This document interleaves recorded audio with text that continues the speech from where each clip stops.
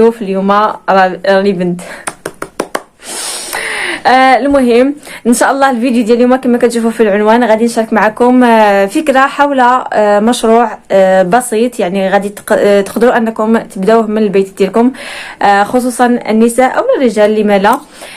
المهم قبل ما نهضر لكم على هذا الموضوع هذا، هو الا كنتوا اول مره كتشوفوا الفيديوهات ديالي ما تنساوش على انكم تضغطوا على زر الاشتراك وكذلك على زر الجرس باش دائما يوصلكم الجديد. والتعاليق دائما كنقول لكم التعليق، حيت التعليق كتحفزنا، يعني ما كتزيدنا ما حتى شي حاجه يعني من سميتو، ولكن كتحفزنا باش اننا نديروا فيديوهات ونحط لكم ان شاء الله. المهم هذا المشروع اللي بغيت نهضر لكم عليه هو عباره عن اكسسوارات ديال النساء. كما كتعرفوا اننا حنايا كنحماقوا على شي حاجه سميتها الاكسسوارات، يعني الهبل ديالنا حنايا هو الاكسسوارات. المهم هذا هو المشروع ان شاء الله اللي بغيت انني نهضر لكم عليه. بالنسبه لاي وحده كتفكر انها دير مشروع، ضروري انها تدرس هذا المشروع هذا كيفاش. اكيد كيفاش غادي تدرس هذا المشروع هذا، هو انها تدخل يعني مواقع التواصل الاجتماعي، تمشي للسوق، تشوف ان يعني تشوف الناس شنو باغيين، يعني الحوايج اللي هما مطلوبين في السوق. يعني هذه هي اول خطوه. وكذلك سميتو يعني ملي كتدخل هكا يعني الجروبات اولا اللي كيعرضوا فيهم هكا المنتوجات ديال البيع، تشوف التعاليق كذلك الناس شنو باغيين. حيت مثلا كاين اللي كيلوح شي حاجه ولكن كيقولوا ليه الناس لا واش عندك هاد الحاجه مثلا، يعني كيشوف الحاجه اللي هي مطلوبه بزاف في السوق.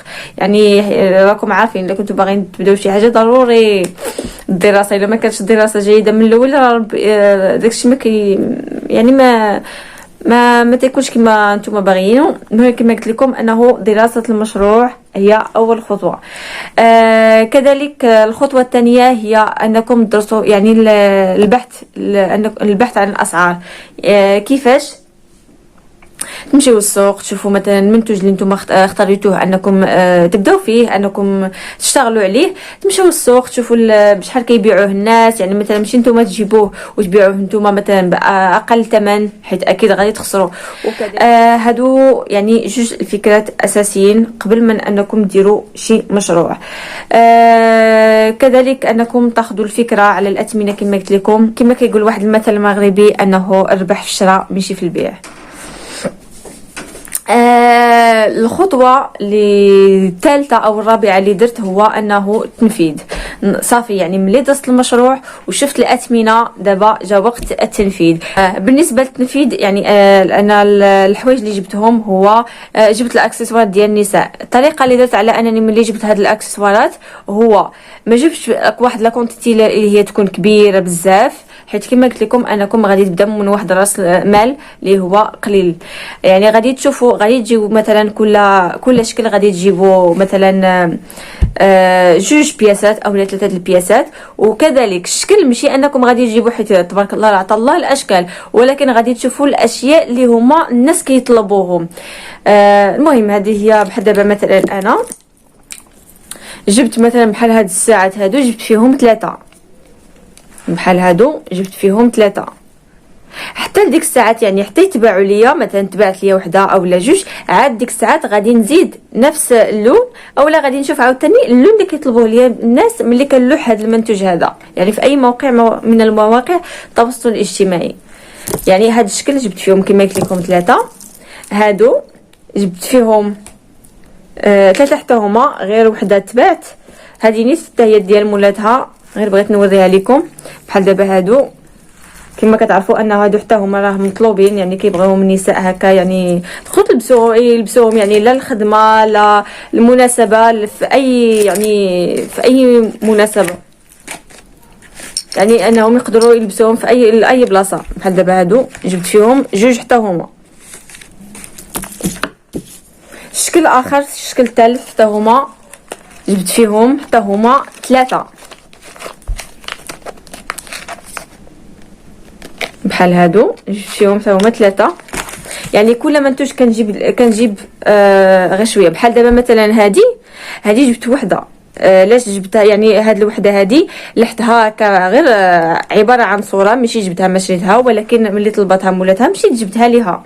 يعني مثلا باقي غادي نهضر لكم على هذه الطريقه هذه حتى نكمل لكم غير الاكسسوارات اللي عندي اللي جبت. وديك الساعات حتى هما هادو حتى هما ما كنجيبهمش حيت كل واحد والذوق ديالو.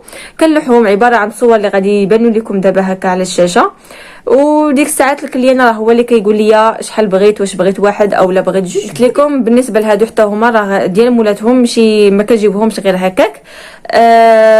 المهم باش ننتقلوا للفكره، باش انني نقول لكم علاش ما كنجيبش بحال مثلا هادو او هاد الساعه اللي قلت لكم هذه غير ديال الكليانه، هي اللي يعني حتى عباره عن صور اللي غادي يبانوا لكم. حيت هادو غاليين، الثمن ديالهم غالي. يعني مثلا كما قلت لكم انكم غادي يبدا من واحد راس مال اللي هو يكون قليل. الا جبتوا هادو راه بحال خسرتوا. يعني ضروري هادو تبقاو تلوحوهم هكا غير على مواقع التواصل الاجتماعي او لا لعائلتكم، حيت اكيد اي وحده غادي تبدا مشروع ماشي الناس كاملين غادي يعرفوها، اكيد غادي تبدا غير من العائله ديالها، من الجيران، من صحاباتها. وديك الساعه ربي راه كيسخر، يعني واحد كيقولها الاخر الواحد كيقولها الاخر، وربي كيسخر. والواحد غير يعني يدير نيه، والحمد لله كلشي كيدير ربي التاول باذن الله.